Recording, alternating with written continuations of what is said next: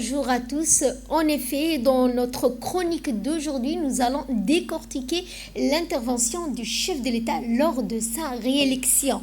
Le chef de l'État a placé sa réélection dans le cadre d'une continuité institutionnelle assumée en mettant en avant la régularité du scrutin du 10 avril 2026 ainsi que le score obtenu. Le discours présente ici le vote comme une validation populaire du bilan de la vision portée par le président de la République. Objectif est clair, associer stabilité politique et continuité du pouvoir. Mais au-delà de la dimension électorale, Nagat, le message central de l'intervention du chef de l'État reposait surtout sur l'unité nationale. Le président a insisté sur les valeurs de paix, de fraternité, de résilience qui, selon lui, ont permis à Djibouti de préserver sa cohésion dans un environnement régional souvent instable. Le discours dessine là aussi l'image d'un État qui fait de la stabilité non pas une fin en soi, mais la condition essentielle du développement, de la préservation de la souveraineté nationale. Effectivement, fort douce pour le décryptage de cette deuxième partie. En effet, Nagat, dans la seconde partie de son intervention, le chef de l'État Ismaël Omar Guelleh a cité une phrase que je vous lis. Donc, le passage le plus révélateur est sans nul doute: la stabilité ne doit jamais être un prétexte à l'immobilisme. À travers cette affirmation, le président reconnaît implicitement qu'une stabilité politique durable ne peut conserver sa force que si elle s'accompagne de progrès visibles dans la vie quotidienne des populations. Autrement dit, la paix civile doit désormais produire davantage de résultats économiques et sociaux. C'est dans cette logique que le discours accorde une place centrale au capital humain tel que la santé, l'éducation, formation et emploi apparaissent comme les nouveaux piliers du développement national.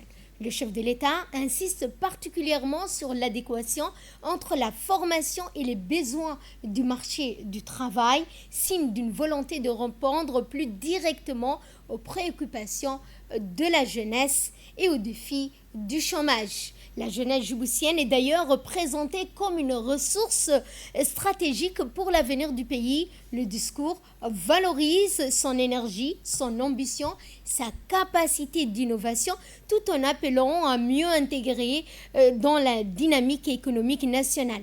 Même volonté concernant les femmes dont le rôle économique et social est clairement mis en avant comme facteur de progrès et de modernisation.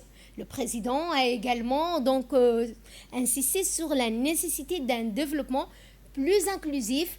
Derrière cette orientation se dessine l'objectif de réduire les inégalités sociales et les territoires afin de renforcer la cohésion nationale. La solidarité est ainsi présentée non seulement comme une valeur morale, mais comme un instrument de stabilité durable.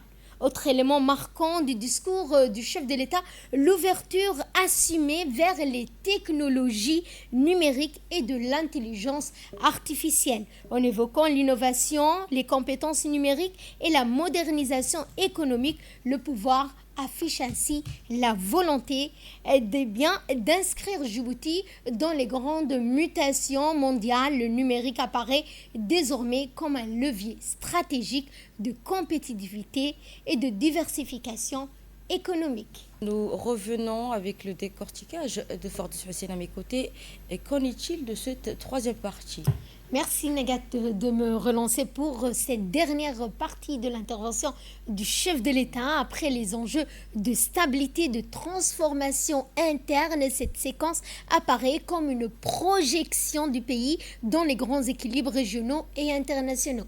Le chef de l'État Ismaël Omar Guelleh inscrit d'abord Djibouti dans le contexte de profondes mutations mondiales, crise économique, bouleversements géopolitiques, défis climatiques, transformations technologiques sont présentés comme des réalités qui redessinent les rapports entre les nations face à ces évolutions.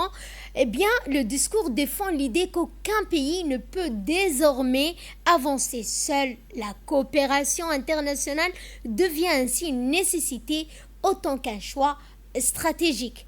Dans cette dynamique, l'intégration africaine occupe une place centrale. Le président réaffirme l'attachement de Djibouti aux grands projets continentaux, à la solidarité africaine. Cette orientation confirme la volonté du pays de consolider son rôle au sein du continent, non seulement comme une plateforme logistique et commerciale, mais également comme un acteur diplomatique engagé dans la stabilité régionale.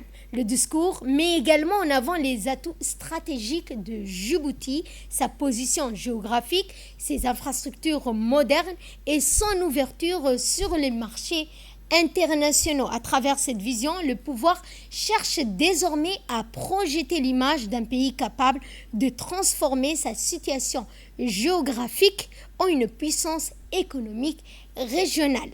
En conclusion, ce que l'on peut donc retenir globalement du discours du chef de l'État, il réaffirme tout d'abord sa confiance dans les capacités du peuple djiboutien. Le chef de l'État, Ismaël Omar Guelleh, cherche notamment à installer une perspective d'espérance, de mobilisation collective et de maîtrise de l'avenir. Cette dernière séquence devient finalement, elle vient clore le discours sur une idée. Djibouti ne veut plus seulement être perçu comme un État stable dans la région, mais comme une nation ambitieuse, moderne et pleinement tournée vers le futur. Car la réussite des ambitions nationales évoquées dans ce discours repose désormais sur une administration capable de conjuguer vision stratégique, cohérence de l'action publique et proximité avec les réalités quotidiennes des Djiboutiens. Merci Firdaus Hussein pour vos éclairages et merci à vous.